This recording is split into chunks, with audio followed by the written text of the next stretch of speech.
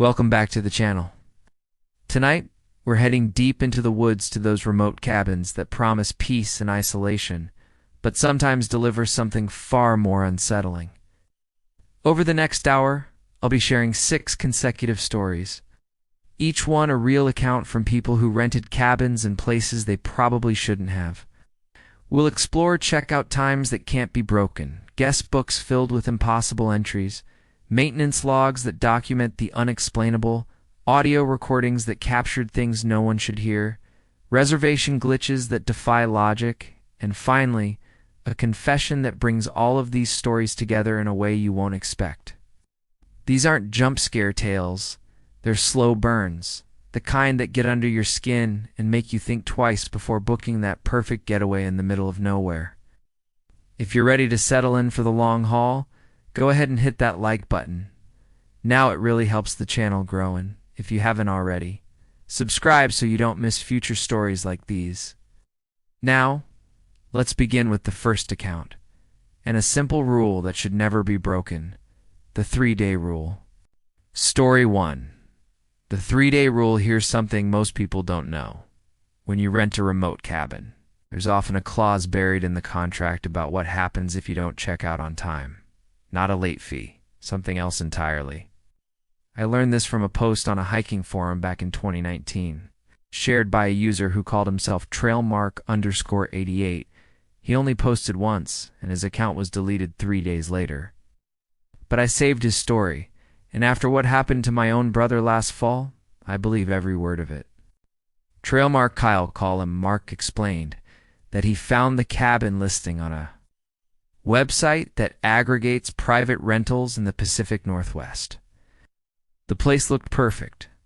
A small A-frame tucked into old-growth forest, about 40 miles outside of Bend, Oregon. The photos showed a cozy interior with a wood stove, a well-stocked kitchen, and windows overlooking a creek. The price was suspiciously low, just $75 a night, but Mark figured it was because of how remote it was. The nearest paved road was 6 miles away. What caught his attention, though, was the checkout policy. Most places say noon or 11 a.m. This one said, "Checkout is at 10 a.m. sharp. No exceptions. Early departure is permitted and encouraged." Mark thought it was odd, but didn't dwell on it. He booked 3 nights, Friday through Sunday, planning to do some solo hiking and disconnect from work. The drive out was uneventful. The directions led him down a Forest Service road that hadn't been maintained in years. Branches scraped the sides of his Subaru. When he finally reached the cabin, it was exactly as advertised, almost too perfect, like a movie set.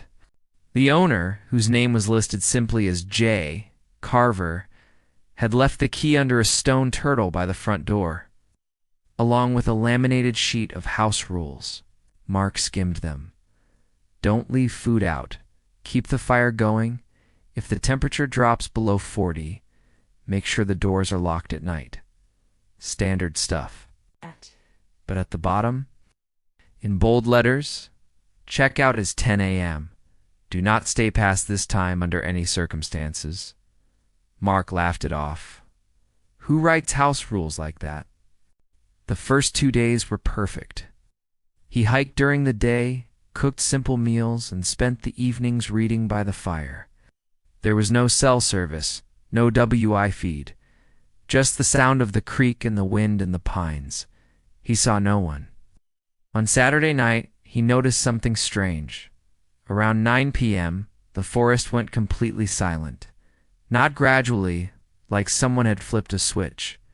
The crickets, the frogs, even the wind seemed to stop. The silence was so absolute that Mark could hear his own heartbeat. He went to the window and looked out. The trees were perfectly still. No movement, no sound. Then, just after midnight, the noise returned all at once, like the forest had taken a breath and started again. Sunday morning, Mark woke up at 8. Checkout was at 10, but he'd planned to leave by 9 to beat the midday heat on the hike out. He made coffee, packed his gear, and loaded the car. By 9:15, he was ready to go. But when he tried to start the Subaru, the engine clicked uselessly. At a dead battery. Mark checked his phone, still no service. He popped the hood and saw that the battery cables were corroded beyond anything that should have happened in 3 days. It looked like they'd been sitting in salt water for months. He tried to clean them off, but it was no use. The car wasn't starting. Checked his watch. 9:47 a.m. That's when he remembered the checkout rule. 10 a.m. sharp. No exceptions. Something about the phrasing made his stomach drop. He grabbed his backpack and decided he'd hike out to the main road and call for a tow from there. When he turned toward the trailhead, he noticed something he hadn't seen before. There was another cabin, maybe 200 yards through the trees. It hadn't been there Friday when he arrived. He was sure of it. Mark stood there, staring at it. The cabin looked older than the one he'd stayed in. Weathered wood, sagging roof, windows like black eyes, and standing in the doorway was a figure. Too far away to make out clearly, but definitely human-shaped. It was 9:53 a.m. The figure didn't move. It just stood there, watching. Mark felt every instinct in his body scream at him to run. Didn't wait to see what would happen. Started down the trail at a jog, his backpack bouncing against his spine. He didn't look back. The hike out took just over an hour. When he finally reached the paved road, he flagged down a passing truck and got a ride into town. He called a tow company, filed a complaint with the rental website, and tried to put the whole thing behind him.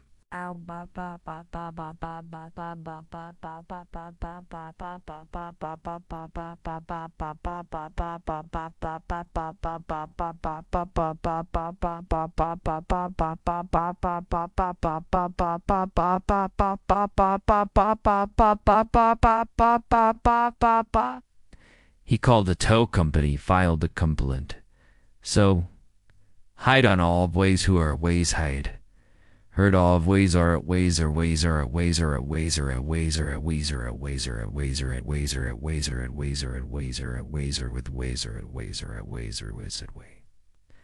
I ways or it was. Ways at ways at ways at way ways at way we were at way at way it well was at where was in well stuff was at we are but well dull I'm well wild right well how should I went to the time to the ice so white fugitive sunshine once but Mark said that when the tow truck finally retrieved his car 2 days later, the driver told him something strange. The battery wasn't dead. It was completely missing. Someone had removed it from the engine block and left the cables dangling. The rental listing was taken down the day after Mark posted his story. When people tried to look up the owner, Jay Carver, there was no record of anyone by that name in Oregon. The property itself wasn't on any official maps. My brother rented a cabin in the same area last October. Different listing, different website, but the checkout time was the same. 10 a.m. sharp, no exceptions. He called me the night before he was supposed to leave, laughing about it. Said he might stay an extra hour just to see what happens. I haven't heard from him since. If you've enjoyed this story or found it unsettling, I'd really appreciate if you'd hit that like button. It helps more people find these accounts. If you want to hear more real stories from places most people don't talk about, consider subscribing. There are 5 more stories ahead tonight, each one stranger than the last. Story 2, The Guest Book. There's a tradition in remote cabins that most hikers know about, the guest book. It's usually just a spiral notebook left on a shelf or a coffee table where visitors can write their names, the dates they stayed, and maybe a little note about their trip. It's a way of leaving a mark, saying I was here. What most people don't realize is that sometimes these books contain entries from people who never checked in and never left. I came across this story through a coworker named Dana, who told me about it during a lunch break last spring. She'd heard it from her cousin, who'd been working as a caretaker for vacation rentals in the Catskills. The cousin I'll call her Rachel was responsible for cleaning and maintaining about a dozen properties scattered across the mountains. Most were straightforward. Change the sheets, restock the firewood, make sure the plumbing works. But there was one cabin that nobody wanted to service alone. It was called Thornwood Cottage, though there were no thorns and very little wood that wasn't rotting. The place had been in the same family for 3 generations, and the current owner, an elderly man who lived in Albany, rented it out only sporadically. Rachel said the cabin had a feeling to it not overtly hostile, but watchful, like something was paying attention. The guest book at Thornwood was old, bound in cracked leather, and kept in a drawer in the main room. Rachel had been instructed by the owner to never throw it away, no matter how full it got. People like to read what others have written, he'd said. It's part of the experience. Rachel didn't think much of it until she was doing a routine cleaning one. Afternoon in late March, she pulled out the guest book to dust the drawer and noticed something odd. The last entry was dated 2 weeks prior, written by a couple from New Jersey. But beneath it, in different handwriting, was another entry dated that same day. Read, "Still here, waiting." Rachel felt a chill, but figured it was a prank.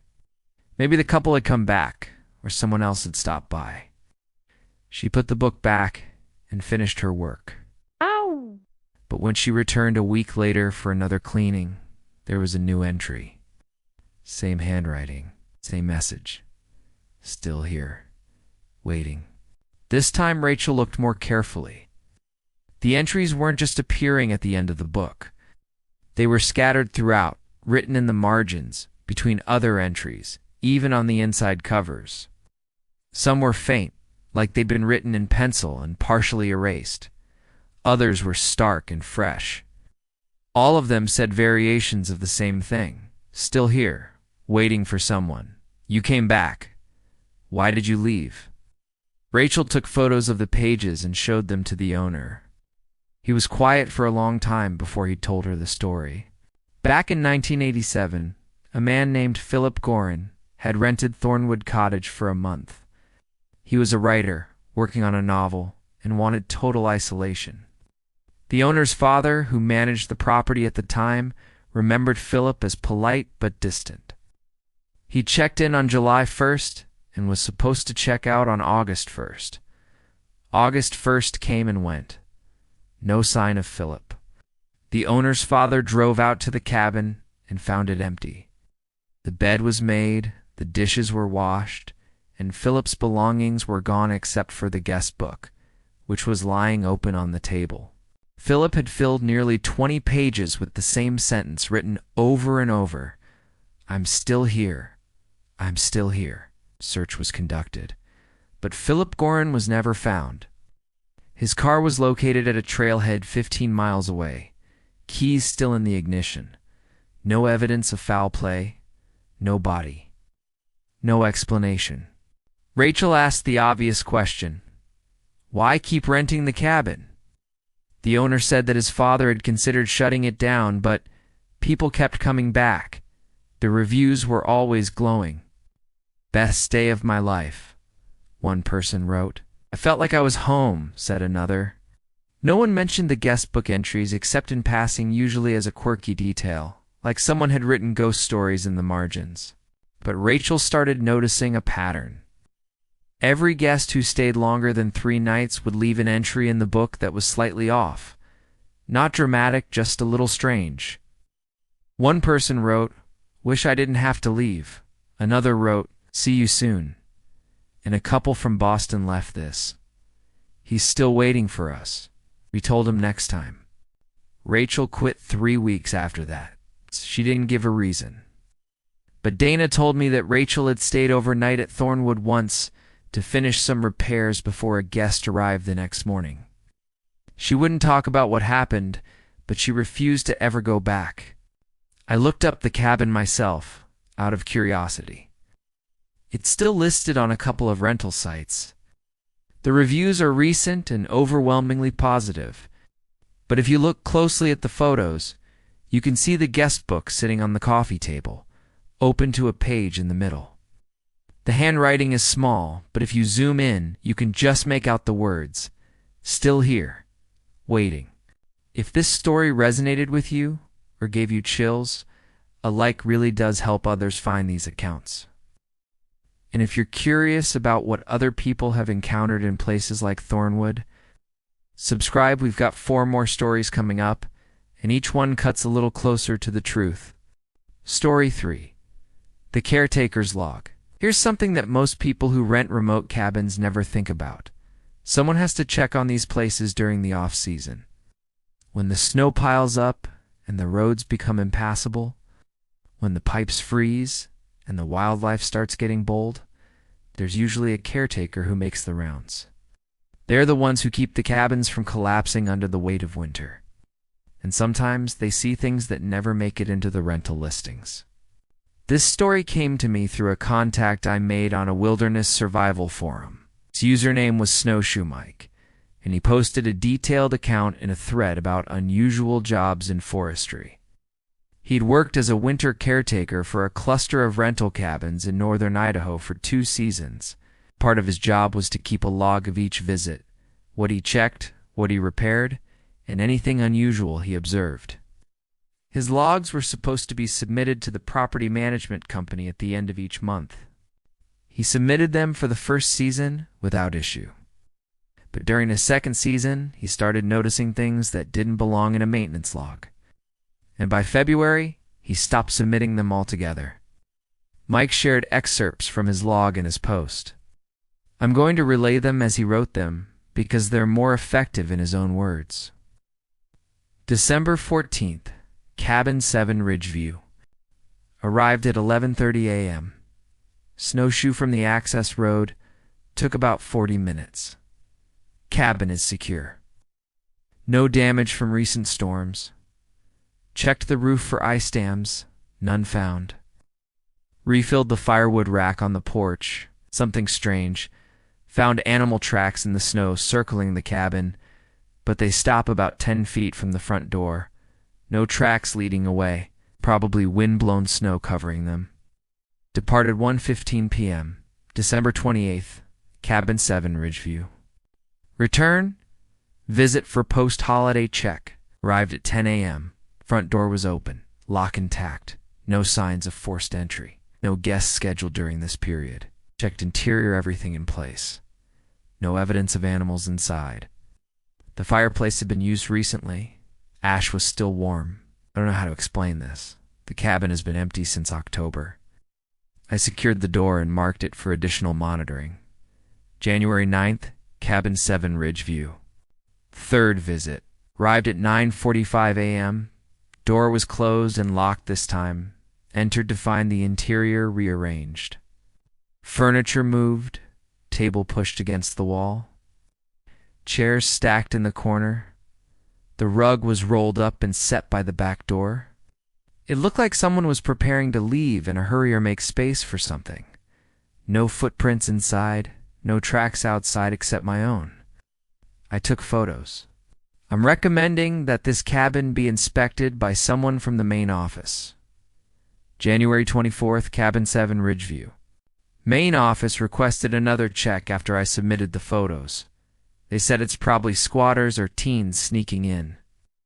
I explained that there's no road access in winter, and the nearest trailhead is 6 miles away. No one is hiking out here in January for fun. Arrived at 11 a.m. The door was open again.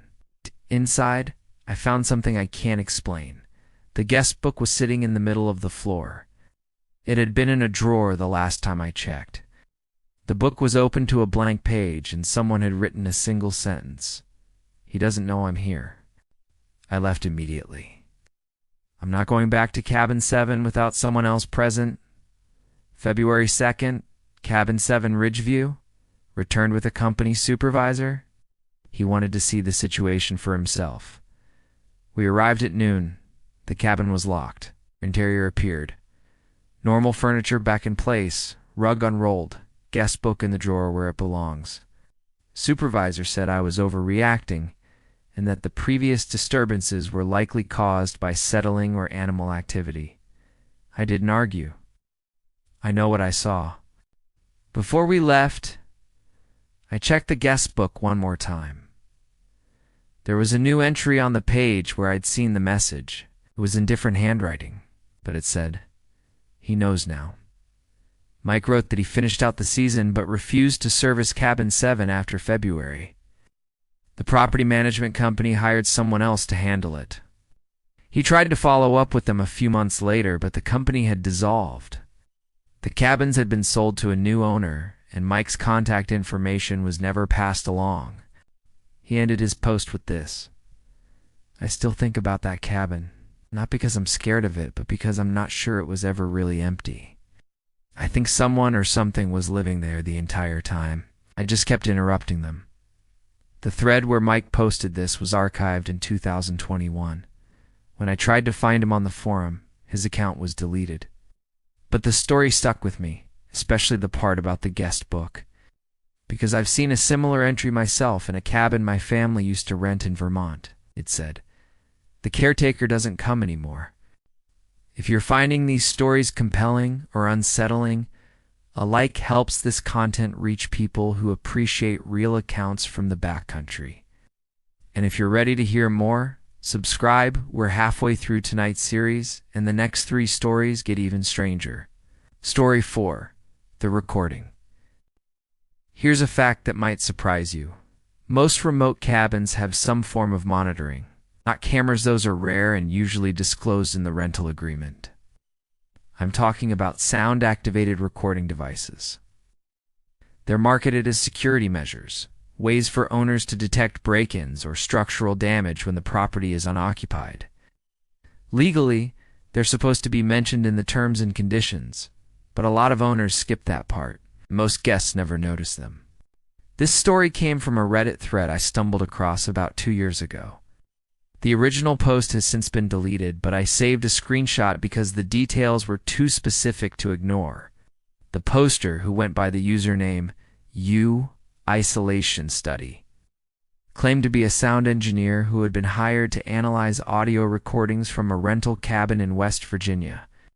The cabin's owner, let's call him Mr. Brennan, had installed a sound-activated recorder in the main room as part of a home security system. The device was designed to begin recording whenever it detected noise above a certain threshold. Loud voices, breaking glass, things like that. It saved the audio files to a cloud server, and Mr. Brennan would review them periodically to check for issues. According to the poster, Mr. Brennan had contacted him in October 2020 because he'd found a recording he couldn't explain. The file was from late September, during a week when the cabin was supposed to be empty. No guests, no maintenance visits, no reason for anyone to be there. But the recorder had been triggered multiple times over 3 consecutive nights. The poster said he agreed to analyze the recordings out of curiosity. Mr. Brennan sent him 5 audio files, each between 4 and 12 minutes long. The poster listened to them in sequence and transcribed what he heard. I'm going to summarize his description. File 1. September 24th, 11:47 p.m. The recording begins with the sound of the cabin door opening. Footsteps slow, deliberate across the wooden floor. There's a pause, followed by the creak of a chair being pulled out from the table. Someone sits down, then silence for about 30 seconds. A voice, male, speaks. "I'm here." Pause. "I said I'm here. Can you hear me?" Another pause. Longer this time. "Why won't you answer?" Footsteps resume, pacing back and forth across the room. Then the sound of the door closing. The recording stops. File 2, September 25th, 10:52 p.m. The door opens again. Same footsteps. But this time, there's a second set lighter. Quicker. 2 people. The first voice. "You came." A second voice. Also male but younger. "I didn't think you'd really be here." The first voice. "I've been waiting." "Ah, you said you'd come back." The second voice, quieter now. "I didn't say that. I don't even know who you are." A long silence. Then the sound of something scraping across the floor like furniture being dragged. The second voice, louder, panicked. "What are you doing? Stop, stop." The scraping sound continues. Then the door slams shut, and the recording cuts off. File 3, September 26th, 1:34 a.m. This recording is mostly silence, but there's an underlying sound, rhythmic like breathing, but too slow and too deep to be human. It continues for about 8 minutes. Near the end, the first voice speaks again, very faintly. He left. Then, just before the recording stops, there's a sound that the poster described as wet, like something being dragged across the floor, but heavier than before. File for September 26th, 11:15 p.m. The door opens. Only one set of footsteps this time. The first voice speaks, but the tone is different, flatter, almost emotionless. I'm still here. Pause. Someone else will come. They always do. The recording ends. File 5, September 27th, 2:03 a.m. No footsteps. No door. Just the breathing sound from File 3. But closer now, as if whatever was making it had moved nearer to the recorder.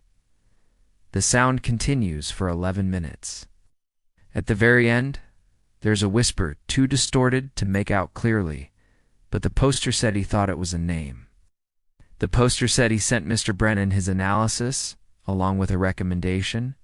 Don't rent the cabin until someone investigates in person. He also suggested contacting local authorities, given the nature of the conversation in File 2. Mr. Brennan never responded. The poster tried to follow up a few weeks later, but Mr. Brennan's email bounced back, and the cabin listing had been removed from all rental platforms. He searched for news reports about missing persons in the area around late September 2020 and found one article about a hiker who disappeared near the West Virginia border. The man's car was found abandoned on a Forest Service road. No body was ever recovered. The poster ended his post with a question. Has anyone else heard recordings like this? Because I can't stop thinking about that second voice. He said he didn't know who the other person was. But somehow, he ended up in that cabin anyway. The thread filled up with speculation and similar stories. But within a week, the original post was deleted. When I tried to message the poster, his account was gone too. I thought about this story a lot, not because I think it's definitive proof of anything supernatural, but because of how specific it was.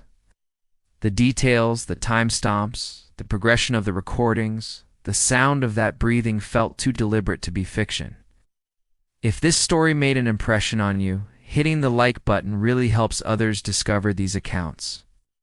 And if you want to keep going, there are 2 more stories ahead, and they're the most unsettling yet. Consider subscribing.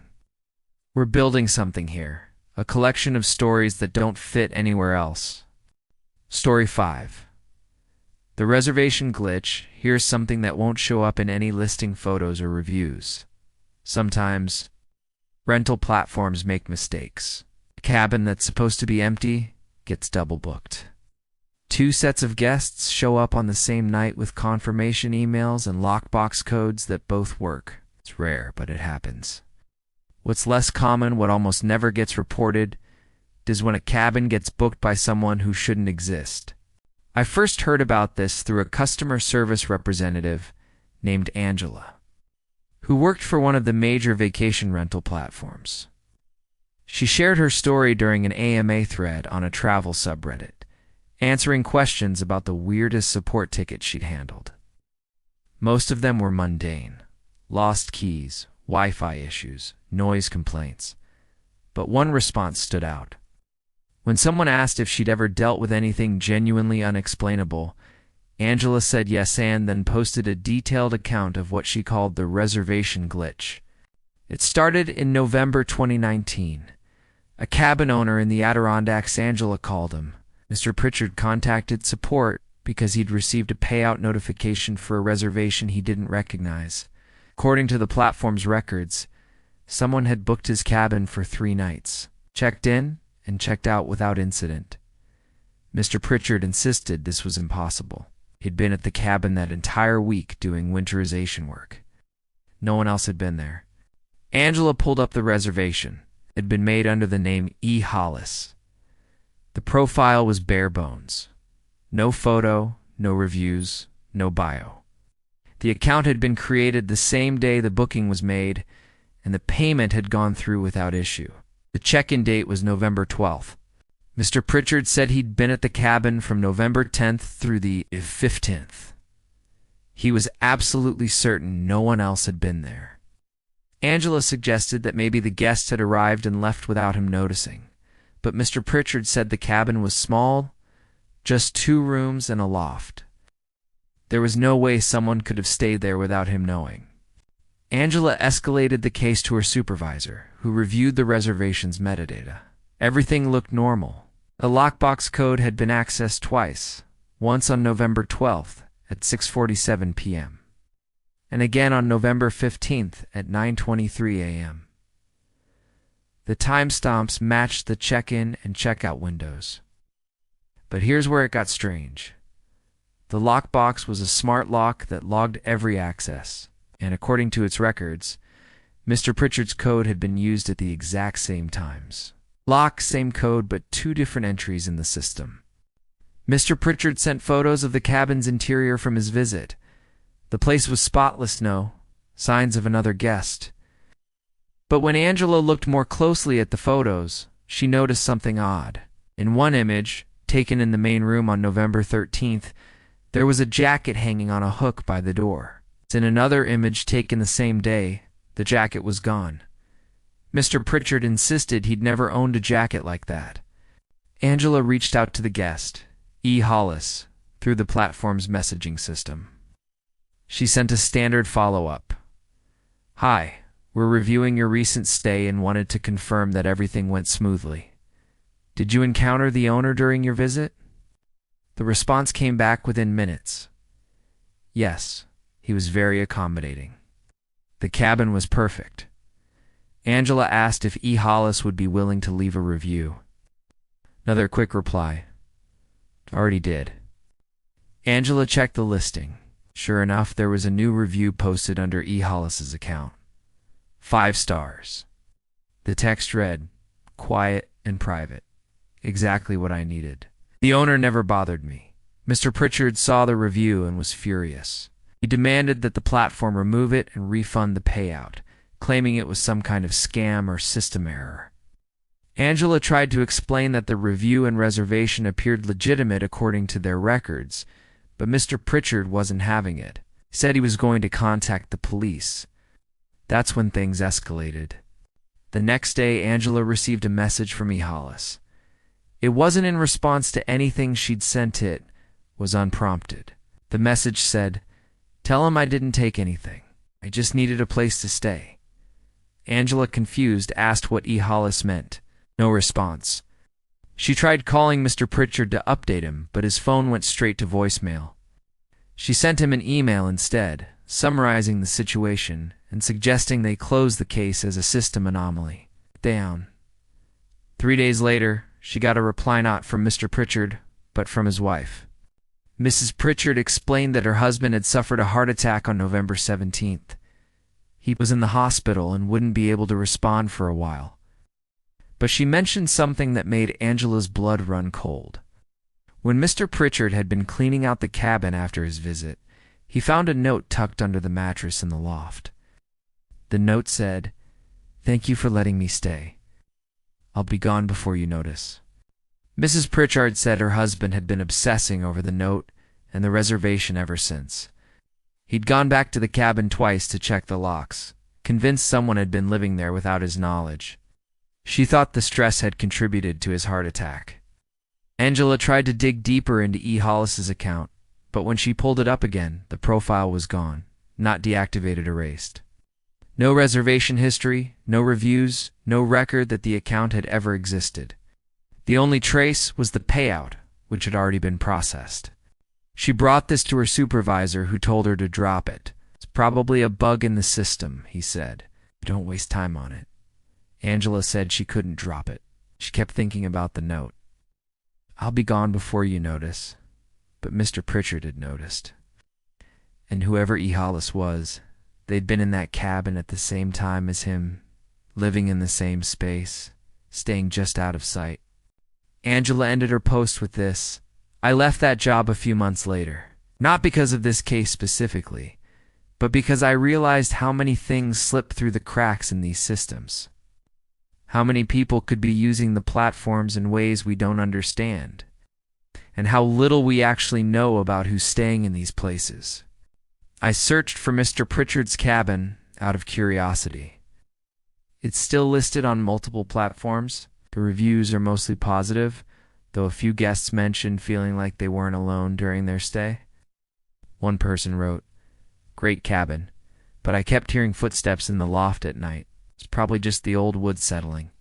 If you're intrigued by these stories, by the cracks in the systems we trust, hitting that like button really helps this content reach more people. And if you're still with me, subscribe, because we've got one final story tonight. And this one hits closer to home than any of the others. Story 6. The Caretaker's Confession. Here's the truth. I've been lying to you. Not about the stories those are real, or at least as real as secondhand accounts can be, but I've been lying about why I'm telling them. Said I collected these stories from forums, from coworkers, from random threads on the internet. That's partly true. But there's one story I haven't shared yet, and it's the reason I started looking for the others in the first place. This is my story.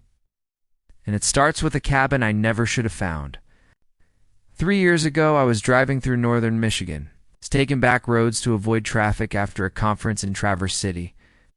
It was late October, just before dusk, and the trees were that deep burnt orange that makes everything look like it's on fire. I'd been driving for hours and needed to stretch my legs. So when I saw a hand-painted sign that said Scenic Overlook to 2 miles, I took the turn. The road was unpaved and narrow, winding up through dense forest. I didn't see the overlook, but I did see a cabin. It was set back from the road, small and tilted, like it had been sinking into the ground for decades. There was no car in the driveway, no lights in the windows, no signs of life. But there was a mailbox at the end of the driveway, and on the side of the mailbox, written in faded paint, were the words, "Welcome, come inside." I know how stupid that sounds. I know you're thinking, who sees a message like that and actually goes inside? But here's the thing. I was exhausted. The sun was setting. And part of me, some small, reckless part, was curious. The front door was unlocked. I pushed it open and stepped inside. The cabin was bigger than it looked from the outside, but just as decrepit. The furniture was old and mismatched. The walls were water-stained, and the air smelled like mildew and something else, something faintly sweet, like overripe fruit. There was a wood stove in the corner, cold and full of ash, and on the table in the center of the room there was a notebook. I recognized it immediately, a guest book. I opened it. Entries went back decades, names and dates from the 1970s, 80s, 90s, all the way up to the present. Most of them were unremarkable. Yeah. Great spot for a quiet weekend. Loved the solitude. Will return soon. But as I flipped through the pages, I started noticing patterns. Some names appeared multiple times, years apart. One person, R. Dalton, had entries spanning from 1983 to 2006. Another, Karen S., had written in the book every summer from 1991 to 2015. The entries weren't unusual on their own, but the frequency was strange. It returns to the same remote cabin every year for decades, and then I saw an entry that made my stomach turn. It was dated 2 days prior, October 23rd, 3 years ago. The handwriting was shaky, almost frantic. It said, "If you're reading this, don't stay. Leave now. He's waiting for someone, and it might be you." I looked up from the book. The cabin was still empty, but I had the sudden, overwhelming sense that I was being watched, not from outside, from inside. Like something in the room with me had been waiting for me to finish reading. I left the guest book on the table and walked back to the door. But when I tried to open it, the handle wouldn't turn, not jammed locked. From the inside, I tried the windows. They were nailed shut. I pulled out my phone. No service. That's when I heard it. Footsteps. Slow, deliberate, coming from the back of the cabin. I turned and saw a hallway I hadn't noticed before, leading to a door I was certain hadn't been there when I arrived. The footsteps stopped. The door creaked open, and a voice low, calm, almost polite, said, "You came back." I don't remember leaving. I don't remember unlocking the door or running to my car. I just remember driving, hands shaking, heart pounding, until I was back on the main highway. I called the police the next morning and tried to explain what had happened. But when I described the location, they couldn't find any record of a cabin in that area. No property, no address, no mailbox. I went back once, a few months later, to prove to myself that I hadn't imagined it. I found the turnoff. I found the road. But the cabin was gone. It's just an empty clearing, overgrown with weeds. I told myself it was a hallucination brought on by exhaustion. But then I started finding the other stories, the guest books, the caretakers, the recordings, the reservations. All of them describing cabins that shouldn't exist, encounters that don't make sense, voices asking the same question. You came back. I don't know what that cabin was. I don't know if it's still out there, waiting for the next person to see the sign and turn down that road. But I know this. Some places don't want to be found. When you find them anyway, they don't let you forget. That's why I've been sharing these stories. Not to entertain you, though I hope they have. Not to scare you, though I hope they've done that too. But to warn you. If you ever see a cabin that doesn't belong, a place that feels like it's watching you, that invites you in with a message you can't ignore, don't go inside. 'Cause once you do, part of you never really leaves. If you've made it this far, if you've listened to all 6 of these stories, I genuinely appreciate it. Hitting the like button helps other people find these accounts, people who might have had similar experiences or who need to hear the warnings. And if you want to keep exploring the strange and unexplainable with me, subscribe.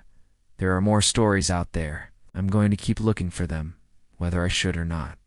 Thank you for listening, and be careful where you go when the sun starts to set.